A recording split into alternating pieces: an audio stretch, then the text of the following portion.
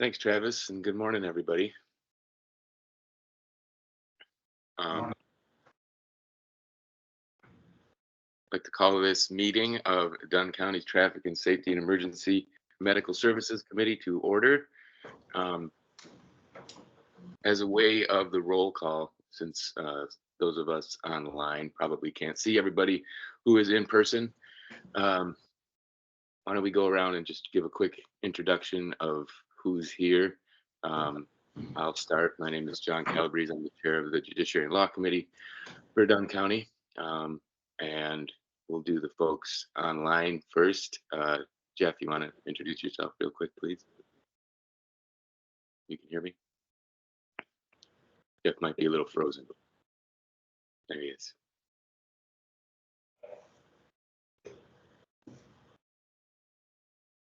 Sorry, I lost connection there. Jeff Robb with the Dunn County Health Department. Thanks, Jeff. Bill, would you mind going next? Sure. Bill Yinks, the Superintendent, Colfax School District. Thanks. And I see Denny online. Good morning, Denny Class, Menominee Fire Department. Thank you. And who else?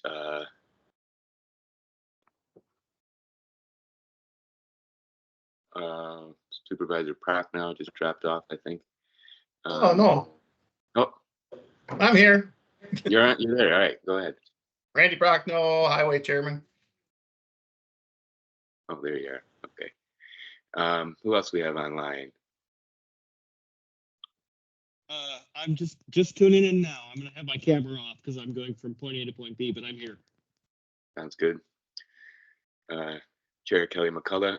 Shanna, could you introduce yourself real quick, please? Hey, good morning, everybody. Shauna Knops, Director with the Dunn County First Responders. Great. Thank you. And now I will, I think that's everybody online. Oh, there's Ryan. Hi, good morning. Ryan Howell with Menominee Transportation. Thank you, Ryan. Good morning. And then if we could go around the room in person, please. Travis Mayer, Captain of Field Services for the Sheriff's Office. Marie Marty, Sheriff's Office. I'm Kelly England. I just came for the public comment on that. I work as a credit analyst and underwriter at City State Bank. Rick Oleg, law enforcement liaison for the Bureau of Transportation Safety. Chad Hines, DOT traffic engineer. Mike Sampson, Patrol Lieutenant, Menominee PD. Kyle DeVries, Technical Reconstruction Unit, State Patrol. Brandon Gray, Wisconsin State Patrol Sergeant. Dustin Binder, Dunn County Highway Commissioner.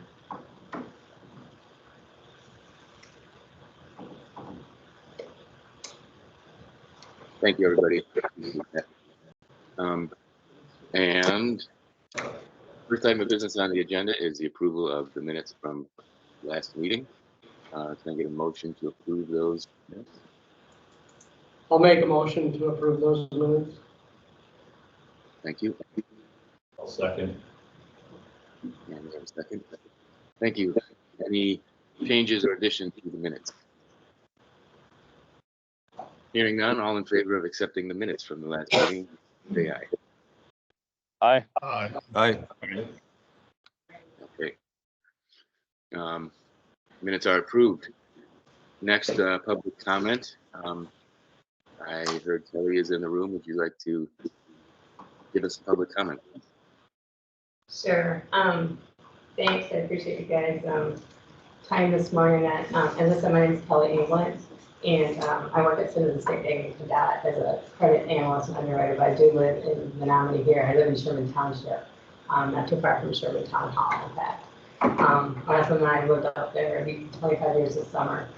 And then I wanted to come today and talk about the safety on a stretch of Highway 25 between County Road B and 470th, where the John Deere building is, and that intersection all the way up to County Road F and Double B that goes out to Cedar Falls. Over the last 25 years that we've lived out there, there's been a huge growth in population, not only in Sherman Township where I live, but also obviously the Cedar Falls area, the Red Cedar Township, Tanner Lake is a huge drop with the lake and the water. And then also in Menominee there too.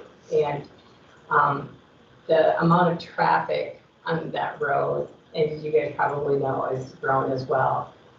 When I was looking at some numbers, the only thing I could find was from 2019, and I think it said like the John Deere intersection there had like about 6,400 cars a day, and then a little farther up at the County F double B intersection, there's about 8,500 cars a day, and that was from 2019. So I can imagine it's gone up over the last 5 years as well. You guys probably know the numbers a lot better too, more accurate numbers there, but since we've lived out in that area, there have been a lot of accidents, a lot of injuries, and some deaths. And this last one here that occurred a few weeks ago is the reason why I wanted to come talk to you guys. And that I did not know the gentleman who passed away that day, but about 5 years ago, that could have been me in that same spot. I was headed north on 25, headed home, and a car was coming right at me. And I just barely was able to get over far enough in front of air tech there to miss that car. And when my husband and I, we came upon that accident Sunday, just shortly after it happened, and it just brought back so many memories that I just, you don't want to deal with, but it's her life. But anyways, so I wanted to see if there's some suggestions we could do here, or maybe to make some changes to that section of road.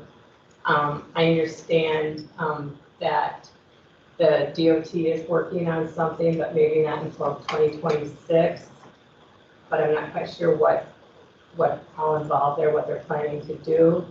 And I understand it takes time, but a few suggestions that we had were to like from John Deere double B up to F, and that maybe lowering that speed limit down to 45 a bit. Although people drive what they drive, I don't know if lowering the speed limit is really going to help much. But it is 45 all the way to come through Menominee up through Walmart there in Cedar Falls Road, and then there's a 55 speed limit sign at the top of the hill there by Aldi, going up. But if we could lower that maybe down to 45 during that section, and then have 55 start after County Road F, that might be one way to lower, some accidents in that area. Another thing is that section of road there out between those two intersections and in front of Air Tech there. Most of that is a no passing zone, but there is a very small area going northbound and southbound that they can pass. Is it possible to make that all no passing zone? I think people misjudge that area, their speed, the oncoming car's speed, and they think they can make it, and they really can't. But they're going to try it anyways. But and again, I don't know if that's possible with the state laws and that to do that, but I think that would help. My first thought about what to do with those two intersections would be roundabouts in both of them. And I know people hate roundabouts. I'm not a big fan. And if you ask my husband, he'll be the first to tell you that his wife gets lost in roundabouts. I could go around again. But, I think roundabouts do serve a really good purpose because they force people to slow down. And if there are accidents in that area, hopefully it's just, property damage and not damage to life for people and that. And maybe that's something that the DOT has planned coming up in a couple of years here. But, last thing we thought about were dedicated turn lanes at both of those intersections. One of our neighbors a few months ago was waiting to turn left onto County Road F there, coming north on 25, and she got rear-ended. She's okay, thank goodness, but her car was totaled. And I have too, I've sat there many times and wondered, is that guy behind me going to stop? And I know a lot of people, both at F and double B there by John Deere, they use that right turn lane as a passing lane, which it's not a passing lane, it's a turn lane.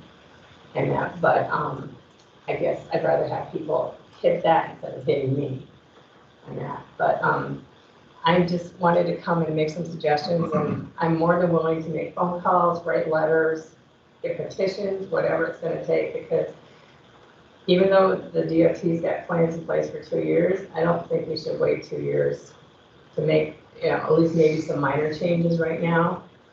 Because I think that'll help save some lives to that spot there. But that's basically what I've got today. Does anybody have any questions? I guess I had that as part of my presentation. But, I'm sorry. It worked out fine, so I guess I will kind of handle this. So in 2026, our plans are at both double B intersections to add right and left turn lanes on Highway 25. Okay, great. So that, that has to wait till 2026, unfortunately. We added the double B south intersection by John Deere there kind of last minute, and within the last year, so we had to restart our environmental process and right away and all that stuff. So it takes time, but so that's going to happen in 2026. Okay. As far as roundabouts go,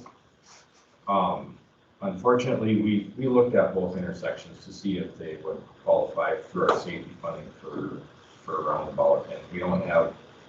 Yeah, there's crashes there, but there's not enough severe crashes to justify a roundabout. Okay. So that's how we ended up with the turn lanes, but. Well, we would like to put a roundabout there, but we can't at this time. As far as the passing zone goes, that's on our list here to look at with the recent crash here where they pulled out in the passing zone. We're going to take a look at it and see what we have for crashes out there, and then if there's enough of a history related to passing, we will close it up. And if we do, we would probably have to see if we can get it in this year's pavement market. If not, possibly next year. Okay. So if that, if we think it needs to be closed up, we'll get out there as soon as we're able to get a out there and close it up. So, okay. I'll help paint too. You don't want to be sitting out there with the trust me. Probably not. Probably not. Yes, we're going to get, and then I don't know about a speed limit. Dropping into 45, it's a rural section out there, and like you said, people are going to drive what they want to drive. It's it's pretty open. There's not a lot of development up close to the highway. If we took speed data up there, I would be shocked if it supported lowering it. Like I say, I don't think there's enough driveways and development to bring it down, but it's something we could consider. But I have analysis that it could lower. But I think with our improvements of the intersections out there, I think that'll kind of help some of the speed in that area. I would agree. Yeah, I think that's.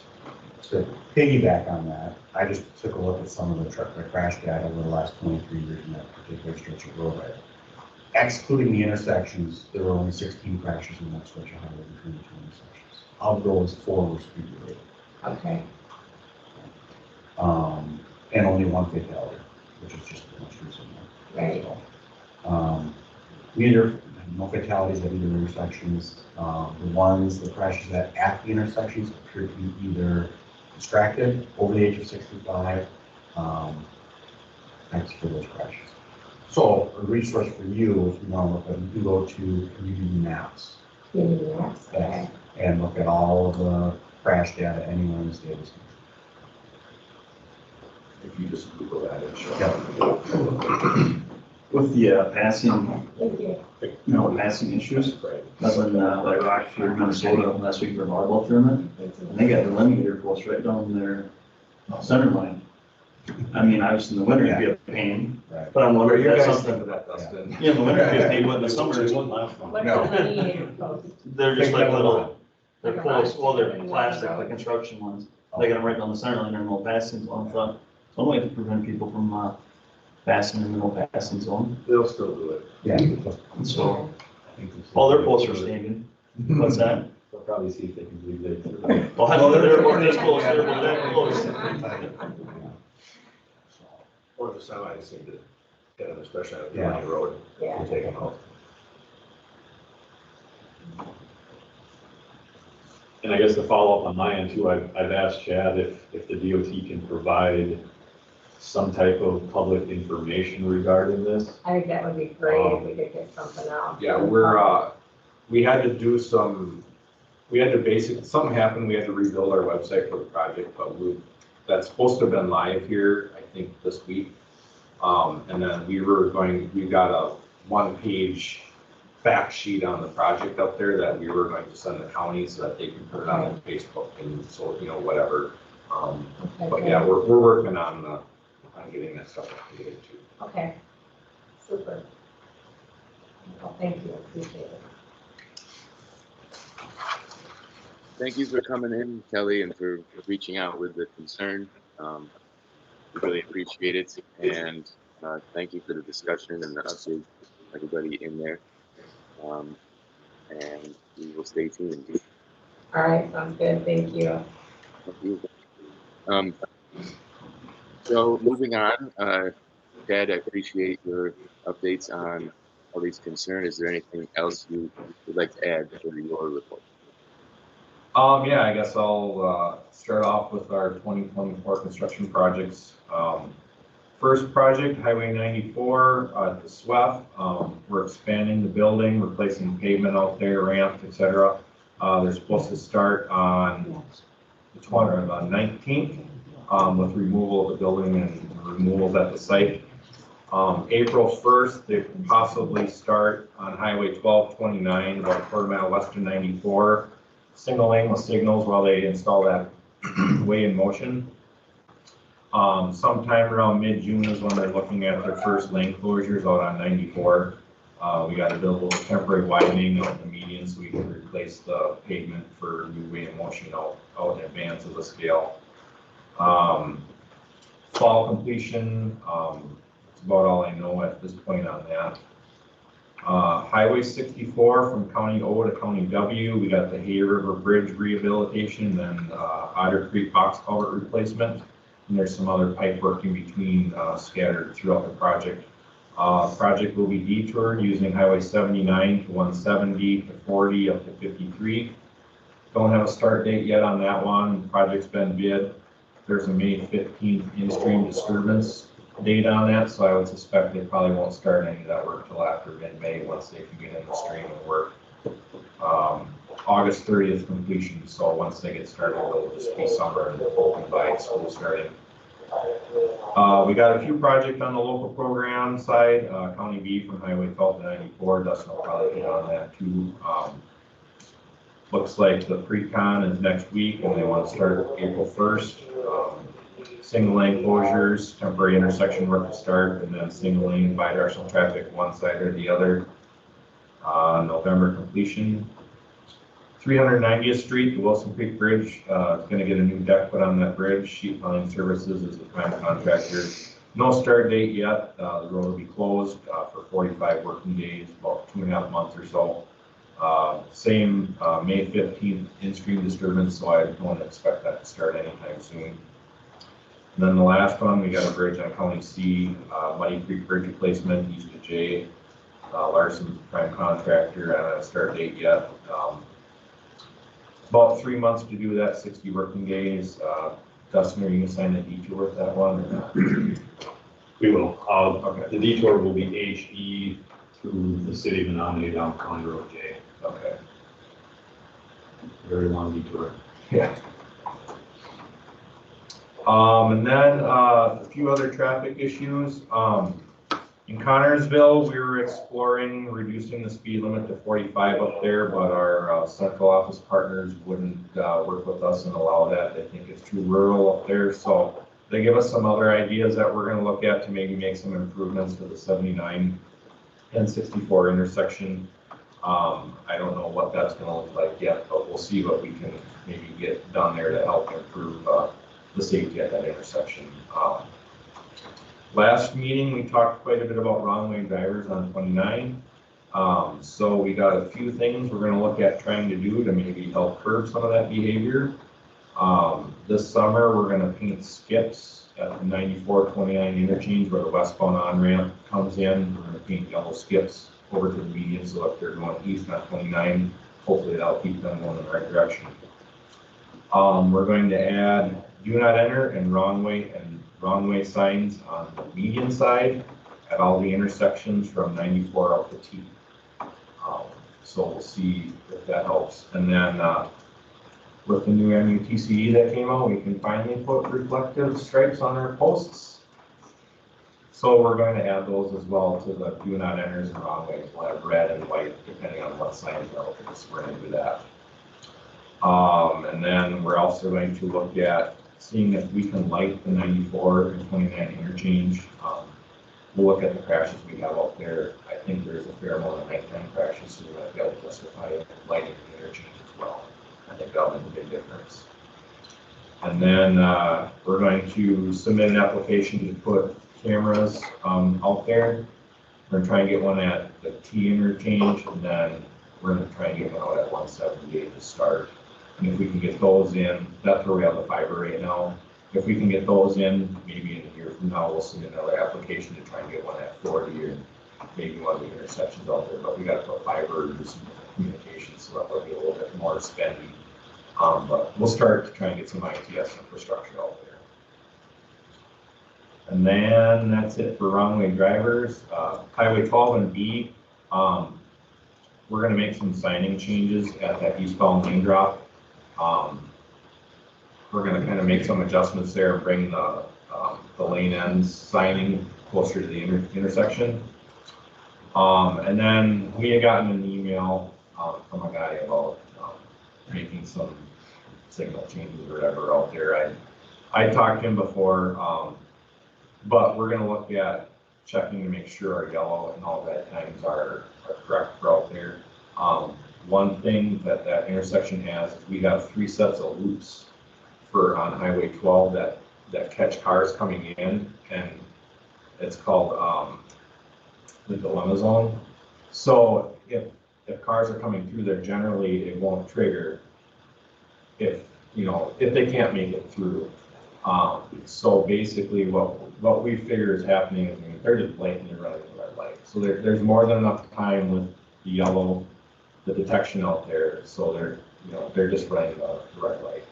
Probably what we're seeing. I remember it's supposed to, the yellow light itself is 4 seconds.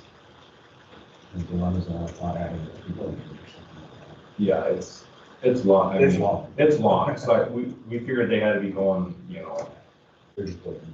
yeah, so. Dilemma zone? Time that they're all red? Okay. No, so the dilemma zone. If you're coming, it'll stay green longer to leave you enough time. Right, with the so yellow. when you get close to the intersection, you're not within that 2 to 3 second window when it turns yellow. That's the dilemma zone. What do I do? Do I accelerate? Do I step on the brake? It's allowing people to stop safely. And there's some new technology we're gonna put out there as well. We base it right now off of a set speed. We figure the speed limit's 55, so that's what we use. We're gonna put some different technology out there that'll gauge it based off of what they're actually traveling. So it'll be a little bit more fluid too. So we'll see if that helps. But yeah, I know, like I said, they're just running it, and we'll make sure that all their time is adequate to help kind of that situation. So yeah, that's all I got. There's a lot.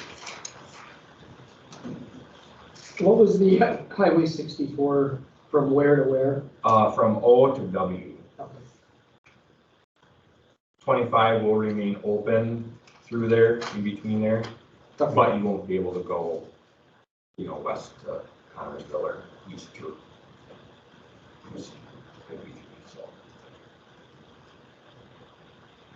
Thank you, Chad. Anybody have any further questions for Chad or anything to add? All right. We'll move on to DOT law enforcement. Rick. Sure. And I'll email this to you also, so you have it. Okay.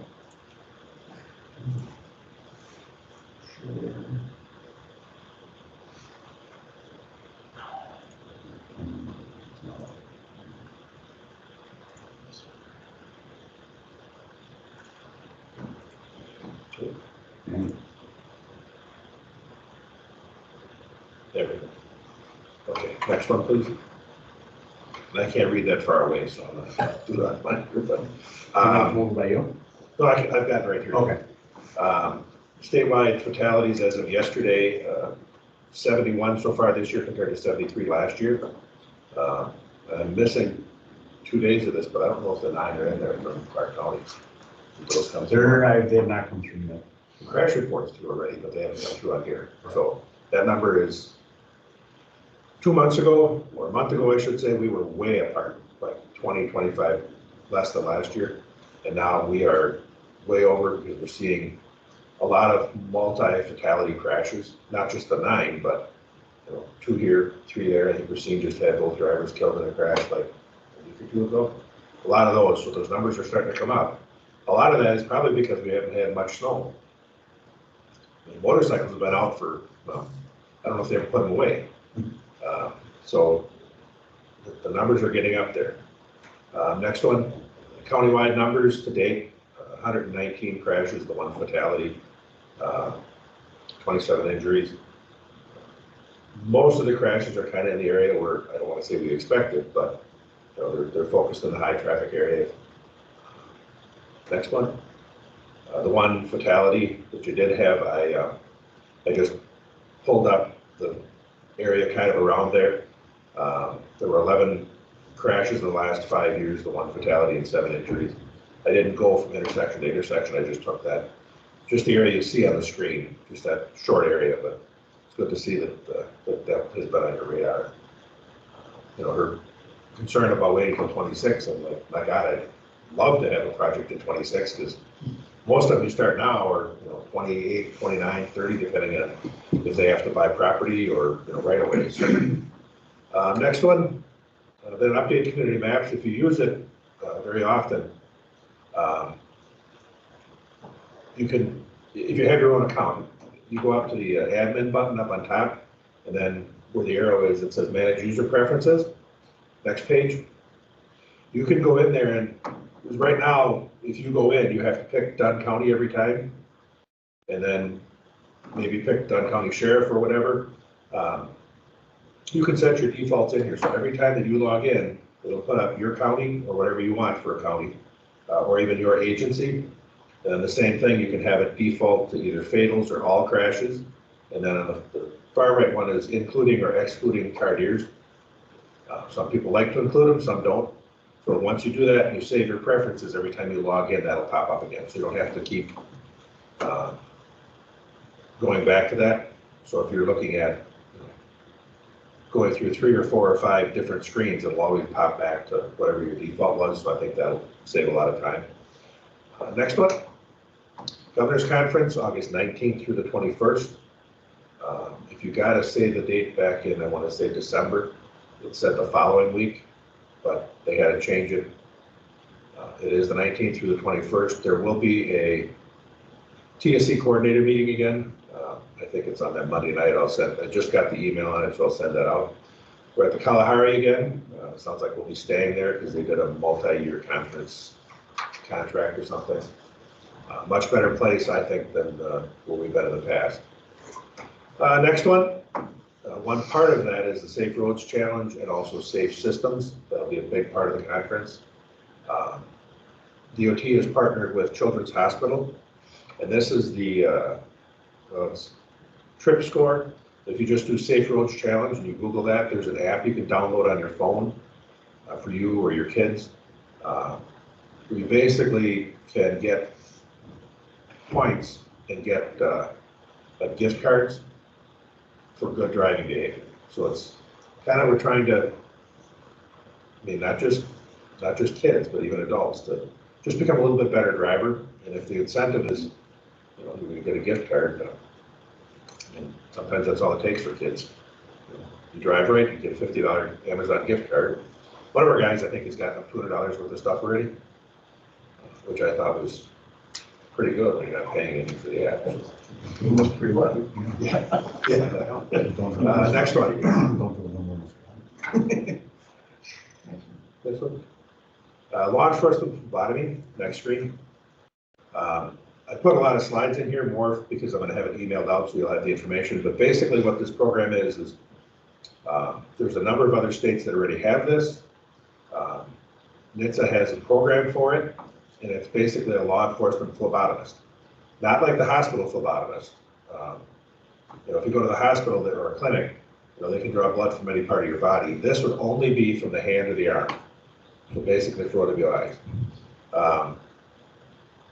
There's a lot of advantages to this. One is if you have to subpoena the lab, the phlebotomist at the hospital, sometimes it's hard to get them in. The other problem we're seeing is a lot of hospitals do the rent-a-phlebotomist or rent-a-doc. Or they might be from another state. And then try to get them here, or sometimes, I don't know where do you get all your blood drawn around here? That's kind of what. That's a hot topic right now. Very hot topic. Mail right now for the most part, but they've just changed their policies pretty drastically. Well, what this would do is anybody in law enforcement could be drawing the blood. Now, and I hate to say this because I used to work for the sheriff's office, and it seems like every new program came out, it was, hey, sheriff, would you? Well, this one does kind of make sense. You have a person on a stop. You may have 1 or 2, sometimes 3 deputies or officers if the guy's not real cooperative. And then you take them from there to the hospital or the clinic, so you're still in the public area. You're still tying up that many people. Whereas if you go from the roadside right to the jail, normally jails have a few extra people working. I mean, yes, they have to do their rounds, but if there's a problem child, they can kind of focus people there. If you draw the blood in the jail, I think you have a huge officer safety savings. Who does your medical in the jail? Do you have a company, or does the county provide somebody from the health department? Or Advanced health. We have advanced health. so like a contract with the company? Yeah. They can be part of this. So you could have them drawing the blood. So if you're at all interested, there's a number of slides about it. But Steve Krejci, the DRE coordinator for the state, you have a DRE, correct? Yes, we have a couple. Yeah. The DRE coordinator is part of this, and Amy Miles, who used to run the hygiene lab, and now she's moved up. Those are the 2 that are putting this together. They have, I think, 23 names already. But I think either correctional officers can be trained to do this, or the company you use for that, or whatever. So if you have any questions or whatever, just get a hold of Steve or Amy, and they'll get a hold of you. The contact information is in the slides. So we can go through all the rest of those up to the one that's blue. Keep going. But I put those all in there just because it'll be emailed out. Oh, Yeah. The 501 system has changed how they get their data. If you use the app or the online thing, basically the old way was they would call law enforcement and say what are the roads like, and that depended on when you were on that road last. And they were doing it at 5 a.m., 9 a.m., 2 p.m., and 7 p.m. Next slide, please. Now they're using this maintenance decision support system, which basically is the computer that's on the plow, records when the plow is up, the plow is down, it's dropping salt, it's dropping brine, whatever, road temperature, and they're taking, for all the state roads, they're taking that information, and that's what they're using to update this every 30 minutes normally, every 15 minutes during a winter event. So the nice thing is at 5 a.m. when the road was crappy, and the next update's at 9, when's your commuting time? If Highway 12 is bad at 5 a.m., at 6 or 6:30, it's going to be a whole different picture. So this would provide updated information. There's only one anomaly to it, which was the snowstorm with the drop in temperature down to below 0, where they had the thick ice. The truck says the plows are up and not dropping any salt, so it must be dry paving. So this was giving, and they know that'll happen, but that's a once in 20-year storm. The perfect, everything fell together to make that. But otherwise, I like the idea that this will be updated much more often and a lot more accurate. Next one, there's a bunch of things on things that happen with the statutes. We'll go over the ones that are signed into law and then briefly go over the rest. Driver education grants was signed December 6th. Most of that is going through Milwaukee. Emergency contacts on your driver's license or on your registration. That'll be coming when you start renewing where you'll be able to put in a name and phone number for someone to contact. Once that starts, I would encourage everybody to do that.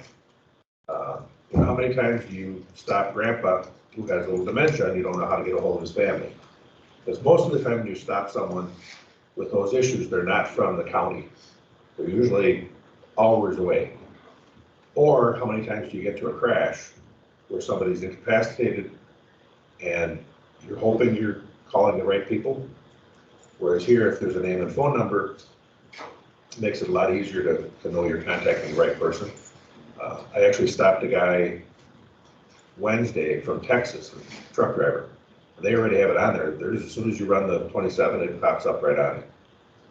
This one I was told is going to come up when you click on driver photo or DL photo, which I guess is just one more button. Yeah.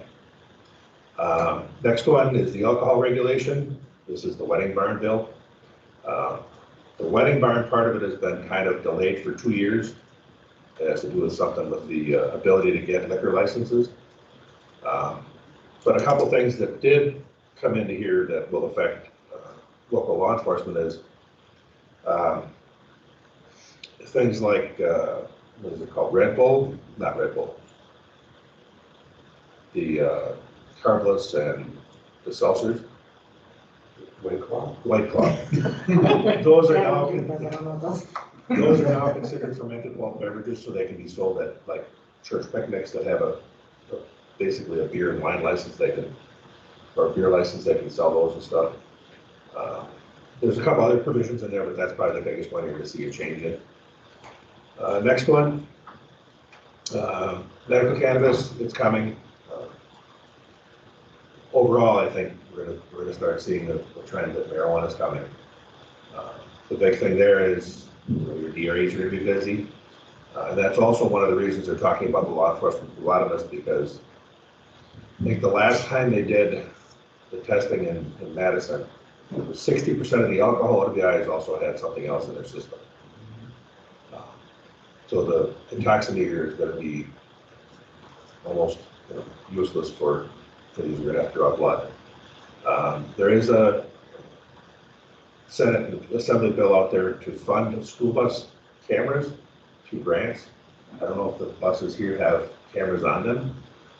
The ones on the outside that take the, and what I'm hearing is some of the schools that have them, it's because the school puts it in their RFP, which simply means pay me more, you know, up your bid and put them on your, but with this grant program, it would be funded by some state money, but also part of the ticket would go towards that. The other provision they're asking to include here is that the bus driver would have 72 hours to notify law enforcement, and law enforcement would have 5 days to act on it. So give a little more time. The next one is increasing the penalties for fleeing. Next one is fail to stop your school bus, increasing the fine. There's also, and this hasn't moved since the public hearing in January, so I don't know if you've heard anything about it, but we haven't heard it going anywhere. But they want to have it so that you can drop the speed limit by 20 miles an hour on a county road or a town road without state DOT approval. I think there's a lot more to that request. And I think it could easily get misused because the 10 sometimes does. And the problem you'll have is some township decides that, you know, our road should be 35, so they drop to 35, but it's an open area with fields and you have, why am I going 35? So they're not gonna. You know, and as we know, artificially dropping the speed limit causes more crashes. Because I think they're going 35, or they're supposed to go 35. But the guy coming behind me is going 55 or 60, and pops over the top of the hill. But that one I haven't heard any more about since January. Next one is the possession of marijuana, basically reducing the fine and forfeitures and penalties significantly. One of them is like not more than $10 for drug paraphernalia. Next one is an ignition airlock device for all alcohol OWIs. That's been proposed. It doesn't have a Senate bill number yet. And even though the legislature isn't necessarily scheduled to do a lot of voting, there are a lot of hearings going on right now. They just looked at the schedule, because we were told, don't worry about it, nothing's happening, but then Stephanie from our office said, look at the calendar, there's all kinds of hearings going on. So they're still doing the hearings, but who knows with the, where we're gonna have actually doing the voting and deciding this, we don't know. Next one is the DRE school coming up in April. And after that one is the October one. Both of them have opened. If you can, get some people into DRE school because it's coming. We're gonna start getting overwhelmed without DREs statewide. I don't know if they're doing a special school for state patrol again this year or not. We just had 3 graduate. Oh, they did go through this. Yeah, one. they just went through the one in Was it last year or the year before they did a separate class just for the state patrol? And then lastly, that's kind of our Napa who takes care of other areas. We did just add another law enforcement liaison, Todd Horn from Columbia County. He retired, say, a month or 2 ago. He was the operations captain. He's now the 5th LEL. Mike Ponish, who handles the grants in the northern part of the state, he would be your guy. He is done today. He resigned. And so there's nobody in his position right now. So Dave Gress has the entire state until they get somebody hired. Do you guys have any grants right now? Traffic grants? Yes. Okay. So if you have questions about that, they'll have to go to Dave. Or I think you have a financial person you can contact also. Tina or Ganesh or one of them.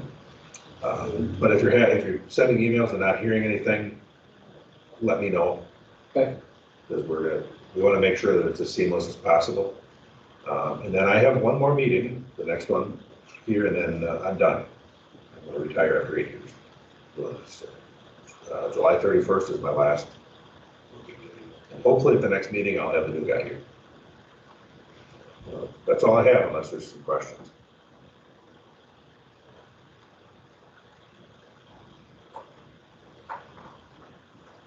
Anyone have any questions for Rick? Thank you, Rick. I always appreciate the thorough reports and the emails of the slides. Really informative. And yeah, appreciate it. So let's move on to railroad. If there's anybody here.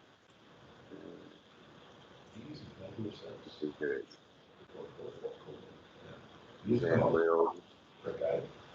No, same guy, but he gets sent home. He's usually in California. I was gonna say California, but Well, Hard to pass, yeah. weekend trains in downtown LA, watching them. oh, so Yeah, because it's, yeah, no, yeah, he's. Yeah. Oh, I thought because I haven't seen thefts of packages, you know. Okay, I guess I'll start then. For our agency, since our last meeting, we handled 60 crashes. 18 of those were multi-vehicle crashes, 42 single vehicle crashes. 6 crashes with injuries, which I noticed was significantly down from the past. Of those crashes, 8 people were injured in those. And then we assisted with the 1 fatality on 25 between the double Bs. State Patrol ultimately took that crash. So I'll let them kind of cover what they did there or what they came up with. We had 4 alcohol-related crashes, and of those, only 1 person was injured in those crashes. Quick update, the blood from the State Highway 85 fatal way earlier this summer came back. That was a .19. So a significant amount of alcohol involved. We also got the blood back from the wrong way driver on 29. She was also a 19 at 17 years old. We have an active criminal investigation into that case. Whether or not we'll be able to hold anybody accountable for providing her the alcohol, that I don't know yet. Probably going to be a difficult case to prove. can you amend those 2 crash reports to include the 19? should have been all right. I don't know, but- I didn't look to see if they were. Yeah, and State Patrol, I think, did you guys handle the wrong way driver? Yes. Okay. Yeah, But I- that one got updated. I don't know what the one. I'll have to double check that, but that one should have been updated. It just helps too, because it's all data driven. All Yep. your tracks are Right, data that's, driven. that's where The numbers are numbers.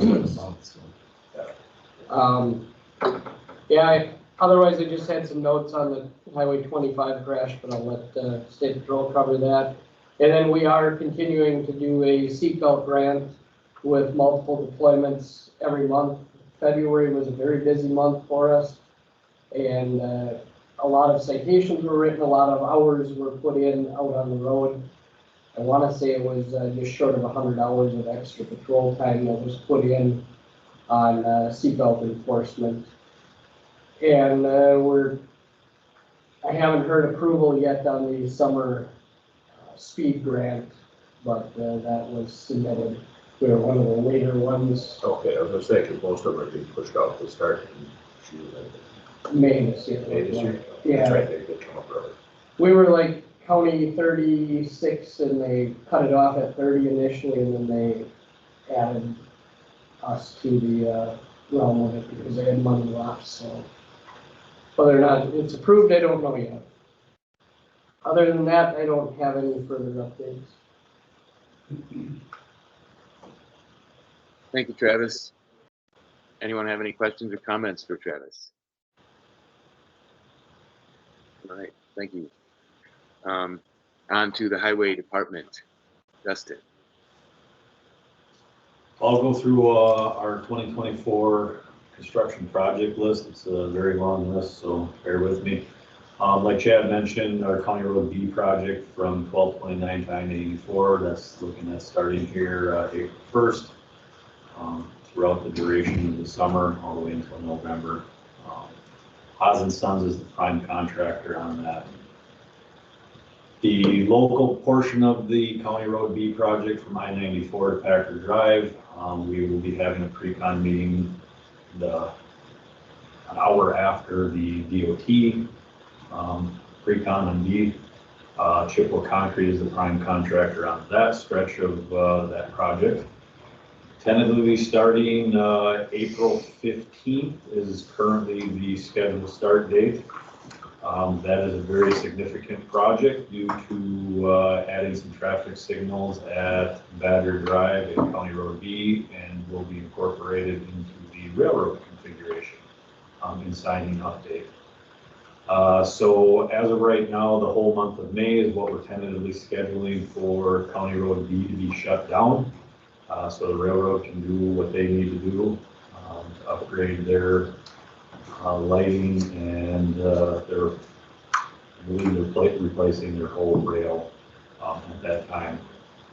So the current detour will be 650th Avenue, which is a town of Red Cedar Road, which they have mutually agreed to allow, and then over to County Road E through Rusk back to 1229. As of right now, like I said, May is the tentative schedule for B to be shut down for approximately a month.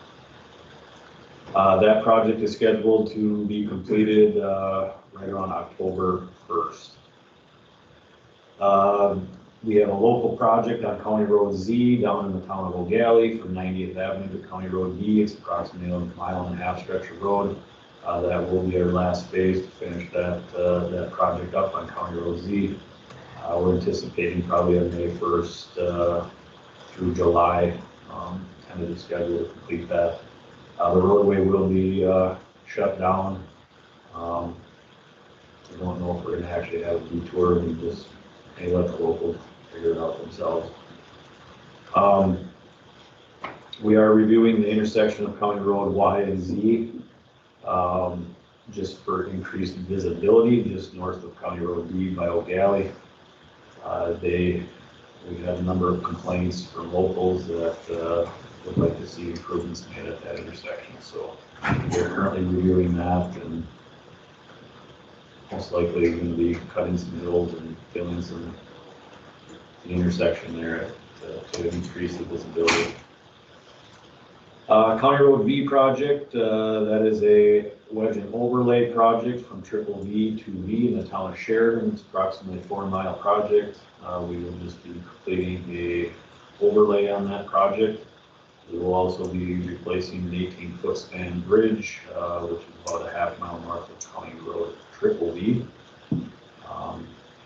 We are going to be tearing out that old structure and putting in either a box culvert or concrete culverts at this time. Project is anticipated to be closed when we are going to be paving and obviously removing the structure. Kind of the schedule is there is no schedule currently slated for this project at this time. County Road M project from 64 to Sand Creek, that is a pulverize and repave project. Local forces will be completing that. There is no set schedule. County Road H project from Elk Mountain to State Highway 29. We will be doing a pulverize and repave project with local forces. Currently no set schedule for that as well. County Road H from 85 to County Road T and County Rock Creek. We will be doing a pulverize and repave on that project as well with local forces and currently no scheduled start date. We will also be completing a Dunn County and City of Menominee pedestrian trail, which will be connecting the current pedestrian trail accommodations from Stokey Parkway to Lookout Road, which is from Dunn County Judicial Center to the Government Center in front of Prevey and the neighbors there. We will be looking at, highway staff will be looking at starting that project here probably in April, what we're anticipating. This is going to be improved safety for obviously pedestrians who are walking along Highway 29 quite often, coming out of, I'm assuming the Judicial Center, a lot of times, going to work. So yeah, this will be an improvement. We have been working with the city as well. Like I said, it is a joint project for county and city. So Chad mentioned the County Road C Muddy Creek Bridge, as well as the Rudiger Road Bridge for the town of Menominee. Like I said, more information to come on that.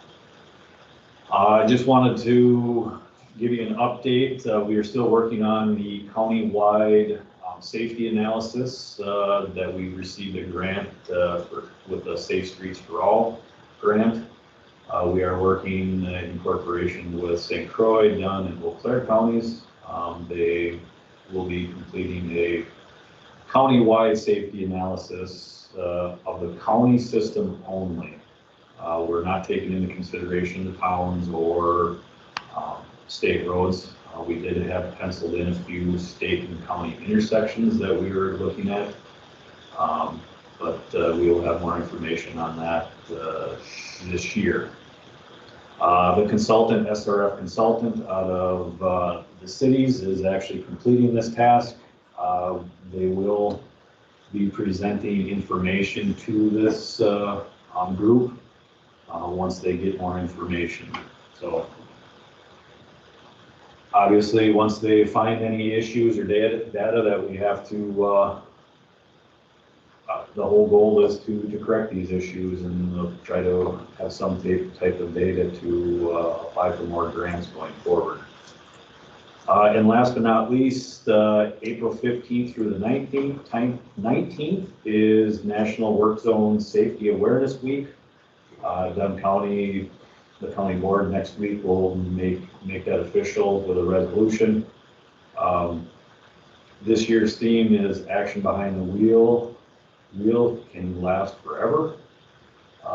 Dunn County is going to have a poster put out around the area, as well as probably put a little video out,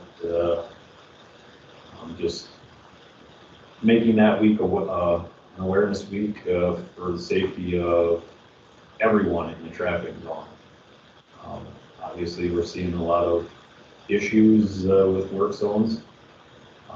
Crash data is increasing quite often. So So yeah, we're gonna promote that as much as we can.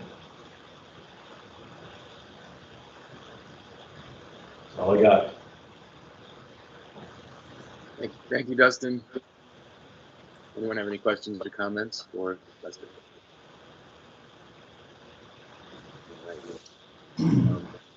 Randy, you're up next. Anything you'd like to add to Dustin's report? No, Dustin did everything like usual, so there's not a lot to report on. The only other comment I was gonna make was on the Highway 25 and B area, which was covered in public comment. The biggest thing, I don't know if there's a sign that they can say that there's no passing, turn lane only, but that's the biggest problem I have. They keep passing on the on the turn lane, but I don't know if there's a sign for that or not. So that's the only comment I had, so. No, it's solid. It's solid. Solid lines. Solid lines. Solid tree. That's the only thing. Say 12 and 390th. 12, 390th, 12, 29, Edward, any of those. Is there a way you just add signs right from lane only? I'm just looking at other states. I mean, Minnesota's a huge sign with everything. Yeah.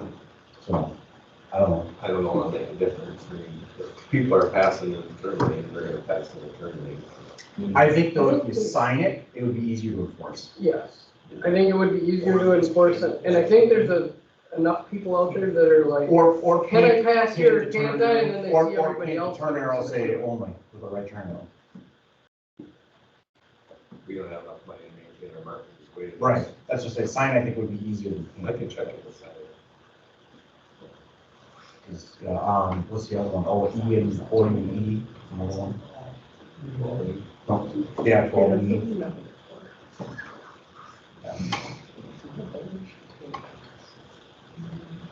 Thanks, guys. Thank you, Randy, for the comment. And we'll move on to the Menominee Police Department. So thanks for having me. I'm sitting in for Commander King, so I only have numbers that were provided by him, so I know very little. Since the last meeting, the city's had 73 crashes, 8 of which resulted in injury. I have a total number for 2023. We ended with 332 crashes, 38 of which resulted in injury. And then we also ran numbers, North Broadway versus South Broadway, which just happens to be the most common areas that we have crashes. In 2023, we had 64 crashes on North Broadway, which seems about right, and 42 on South Broadway. Reasoning for the North Broadway crashes being higher is typically the intersections of Oak, Pine, and Cedar Falls Road with the non-offset turn lane. And generally we get failure to yield right away turn crashes there. So, and that's something that patrol sees. Our worst crashes in the city are generally Oak and Pine intersection of North Broadway or Highway 25. Next year, we got a safety project at Oak, or Pine and Broadway. Okay. That's gonna get a positive offset, or at least neutral mining will be positive, and then signal head per lane, and we're blowing that whole intersection up, so. Good. There's some improvements there. Perfect. That's what we tackle Hill. Yes. Or Black Wings, whatever. Yeah. And that's all I had on that. Thank you. Appreciate that. And we'll go on to the Wisconsin State Patrol. Right, since the last meeting, we've handled 31 crashes, 12 were injury, 1 was the fatality. We've partnered with the Sheriff's Department. We did a local detail. We made 38 stops one morning, resulting in several citations in some of the problem areas. We'll also start to see an aerial enforcement now that the temperatures are warming up. We'll have to plane up more. We'll work with the Sheriff's Department, do some joint details. And with the fatal crash, Trooper DeVries here, he's going to talk about that briefly. He can't give too much details because the driver has been charged criminally. So, going back to your aerial details right now, it's kind of put on hold in one plane. almost not done since Wednesday. So, but they're working on getting another one. So, going back to this crash, again, not intersection related as far as the crash is concerned, but it starts out intersection related. Vehicle southbound on 25. Basically what I'll call a bullet vehicle. North of Double B to the east is coming southbound. 3 vehicles that were westbound on Double B to turn south onto 25 pull out. None of them really seem to stop at that stop sign. It's all slow roller. We do have a video of that actual crash. It appears from the video that the southbound vehicle that causes the fatal crash may have been exceeding the speed limit, but it's hard to tell from the video camera angle. One thing that is noted is that there's a little bit of a visibility issue there based on the angle in the intersection for vehicles to turn south, viewing southbound traffic. And as those 3 vehicles pull out, our bullet vehicle has to slow down to approximately 35 miles an hour. So they're hard on the brakes, which I think creates a little bit of a road rage. These vehicles are slow to get going at the speed on southbound 25.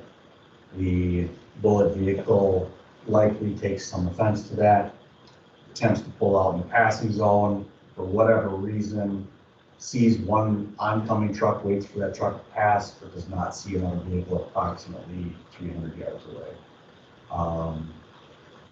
The passing maneuver with the first vehicle is not even completed yet before the crash occurs. Just some things that I thought of for that particular intersection. And I know it's a money issue and everything else, but they have signs warning traffic approaching. Oh, with the flash. Yeah. We'll see. But again, where are you going to put the sign? You'd have to do it across intersection because you have to do it for both sides, east and west, to say traffic approaching. That's going to be We've gone away from the side road signs because they've been a lot less effective. Yeah, not even lines. I think we've got a few of the ones that we just installed here in the last few years. We're gathering data to see, we kind of put the brakes on installing more just to see how effective they are, but that's something we can keep in our pocket. And then I don't know, based on where the right of way is cutting down that hill to the north on the northeast corner. For more to allow for more visibility. It's just coming in at an odd angle. Yeah. Or we're realigning that a little bit. Okay, so I think just square it up a little better. Yeah, but that's generally how that fatality crash starts. People pull out in front of a southbound vehicle. They have to slow down. Now they have to pull out the path.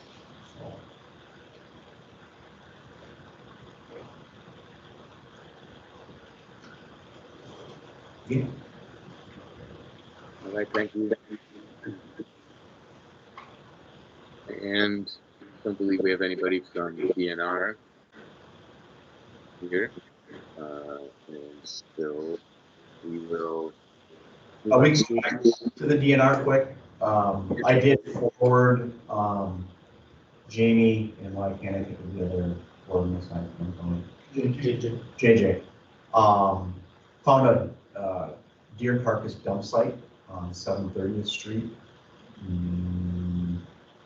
south of the railroad tracks and north of I-94. Wife and I walked there a lot. There's probably 15, 16 deer carcasses there. All had legs gone. It's just body carcasses. So we forwarded that to them.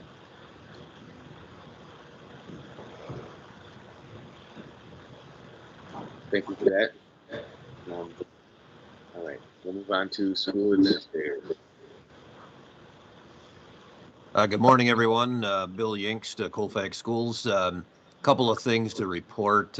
We did have our local fire department here Wednesday night. They just did a training on basically our bus barn where our buses and school vehicles are kept, and our maintenance building, and we also have 3 types of fuel. We have LP, diesel, and unleaded. regular gas on site. So they were here doing a training from a school safety point of view Wednesday evening. Also, just one point of interest, this affects all schools.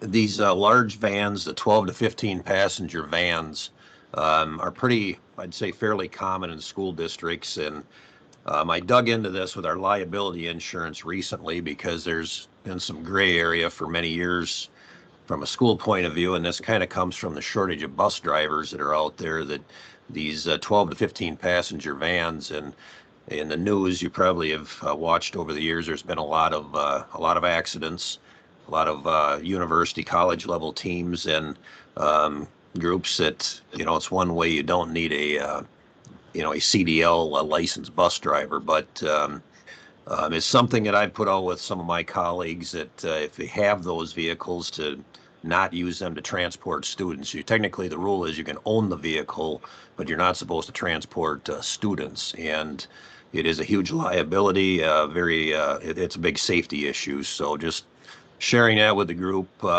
something we're talking about in our circles, and trying to ensure that we're transporting safely. So other than that, for whatever reason, it's been a little better with vehicles passing our buses lately. And we've enjoyed the lack of snow this winter in our roads. So that's all I have, barring any questions. Any questions, Mr. Yanks? Doesn't look like it. Thanks, sir. Okay. Chair McCullough, you have anything to add? Nothing to add at this time. Thanks. Thank you. And we have one member of the community on this committee, Ryan Howe, who is online. Ryan, do you have any comments or anything you'd like to? Hi, good morning. I just wanted to elaborate a little on the stop arm cameras. We do currently have one on one of our buses. We bought it and installed it because we were having a lot of issues on Highway 25, like other people talked about today out by AirTech, and north of that as well, that the intersection. It's really hard to see in low light conditions early in the morning when it's dark, especially in the winter time. And if the cars are going 55, 60 miles an hour, we haven't had really any good luck with getting a plate number off of the cars there. We do have a few just normal car dash cams installed in some of the buses, and in town, and when it's 35, 45 miles an hour, we do have pretty good luck with getting the plate numbers off of those.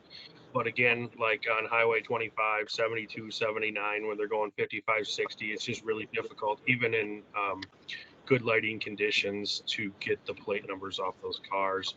And I didn't know anything about that grant, so that was really good information. I'll have to check into that. Other than that, that's about all I have. Just going back to those cameras, like for those dash cam videos, what is your frame rate setting at, on those cameras? Because they're adjustable. I do not know that. I'll have to check into that. The only reason I ask, I have personal dash cam videos that are $100 each on all my cars. I have 70 miles an hour. I have no problems snagging plates off of vehicles that whiz by. What are you setting the rate at? You got either 30 or 60 frames per second. I can catch them both. Okay. With zero Just like distortion. that one, I just never So, checked. yeah, I was just curious. Yeah. So you said 30 or 60. You said you have yours set at, and you have really good luck. Yeah, I haven't had an issue. Again, at night, yeah, you'll have more of an issue unless you do the 60 frame rate. But daytime, I haven't had any issues catching plates that are people whizzing by or whatever, even in straight passing. So even with a closing speed of 100 miles an hour, no issues. Sure. That's awesome. Thank you so much. I will check into that. So.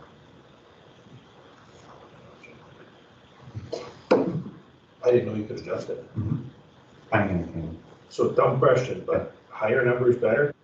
Depends. So it depends on what you're looking for. If you want the higher frame rate, you may get more frames in there, but you may get a little less distortion. It also has to go with your video quality too that you're setting at. And if, like the cameras that I use, through Rove allow for a distortion correction. So that I have set in mind, so it doesn't look like a fisheye. Okay. Good. We gotta work with open records laws and stuff like that, those cameras. I don't know, these are my personal cameras, so I don't like yeah, on a bus and stuff like that, a public entity. Probably no different than what it is right now, because most of your buses have cameras in there, like by the driver. Inside, I would say. Inside, so I would think that would be, under. yeah. Yeah. My question is how long you have to retain that information? I don't think those are recording all the time. I think they only record when the amber lights are activated, where they saw, like on my camera in my car, it's recording all the time, but I can, if I tap it, it saves the last 30 minutes, or I can tap it, it'll save the next 30 minutes. But, you know, these, I believe it, that they have like a hard save versus an open save. Like if there's stop arm is activated, I guess it holds that. The records retention is going to depend probably on local ordinance. I know it can be variable, anything from 90 days on up, depending on who they're reporting to. Yeah, and then our stop arm camera, the one we do have, is activated on the amber lights. So it does. We have just normal, like there's a hard drive in there with a camera chip, and usually we get about 2 weeks out of those. The stop arm cameras are a little more, but then it just overwrites. All our full size buses have a camera mounted on the front header and then the back header inside the bus. We did experiment with a new camera that's actually in the middle of the bus on one of our new buses. We actually have 3 in that one. So there's one in the front, one in the middle, and one in the back. But with laws and stuff, it's all about placement in the middle. So actually that is nice because then you got like a 180-degree view of the inside, which is kind of nice. But yeah, I usually get about 2 weeks out of them. And then our small buses just have one camera on the front header inside. But yeah, all ours have cameras on the inside. And then we said we've experimented with one stop arm camera. We haven't had very good luck with it, so we didn't purchase any more at this point.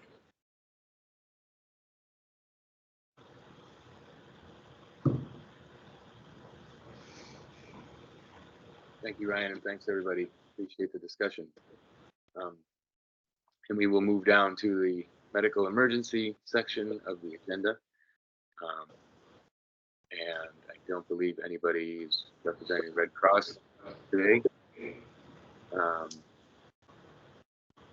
And then we will go to first responders. I know that Shanna was on earlier. I don't see her here anymore. Probably had to hop off. And the Mayo Clinic. Anybody here representing the Mayo Clinic? I don't know if I can see everybody. Okay. And then we have Jeff Robb from Public Health. Yeah, so I'm going to try to share my screen here quick. So I wasn't sure if anybody else was going to talk on this, but the Eau Claire City County Health Department kind of compiled some research and some data on Sacred Heart and St. Joe's closures, some key points here. So about 30% of total hospitalizations in 2022 were from Sacred Heart and St. Joe's. A large proportion of hospitalizations were those on Badger Care or on medical assistance. And as you probably know, Sacred Heart has been one of the bigger birthing hospitals in the area. In this data, they show about 44% of births in Eau Claire and Chippewa Falls in 2022. And St. Joe's is a major provider of alcohol and other drug abuse care in Eau Claire, and I can share this this entire study to the group. I'll email this out. So just kind of showing the impact. So they're working on trying to close some of those gaps in that. And I know some of the other hospitals in the area have seen an increase in emergency department intake with that closure. So we continue to work with other partners on how we can kind of fill this gap, and I know it's an ongoing conversation. So I'll send this out to the group. Any questions for me?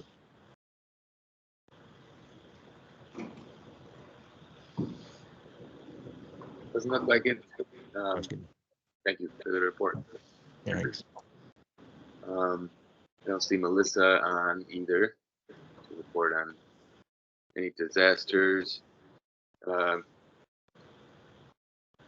Travis, anything that you'd like to add from the medical emergency side? Nothing that I need to add from that side. Okay, thank you, sir. And we have Mr. Class from the fire department.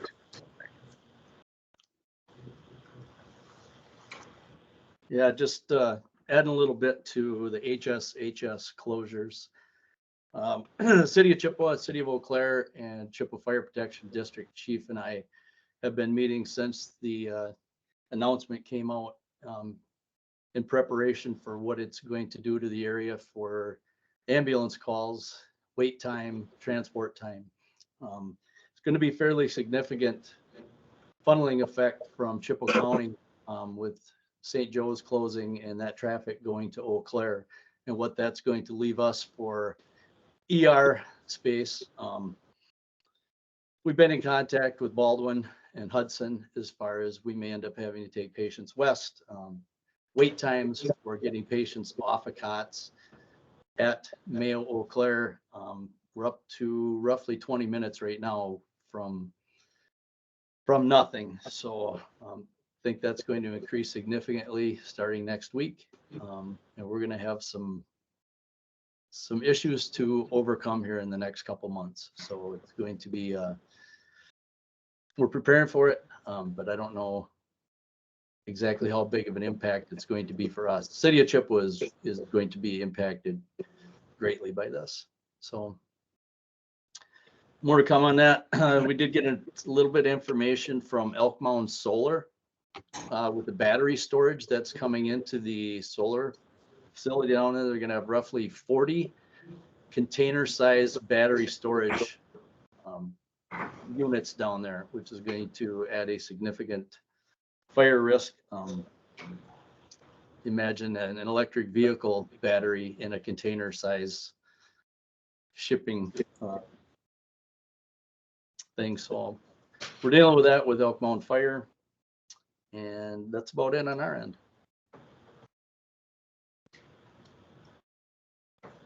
Thank you. Any questions or comments for fire department EMS? Okay. And anyone from UW Extension?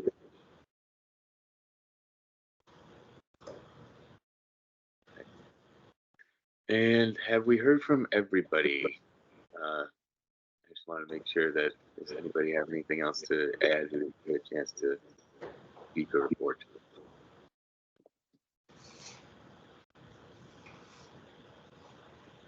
All right. Well, I appreciate everybody's time. The next meeting of this committee is June 21st. And do we know, Dustin, if we're going to do a hybrid meeting again? This seems to be working. We might as well keep doing it this way. Sounds good to me. Got to be there next time. Okay, appreciate everybody's time. Hope you have a good day and a good weekend, and we are adjourned.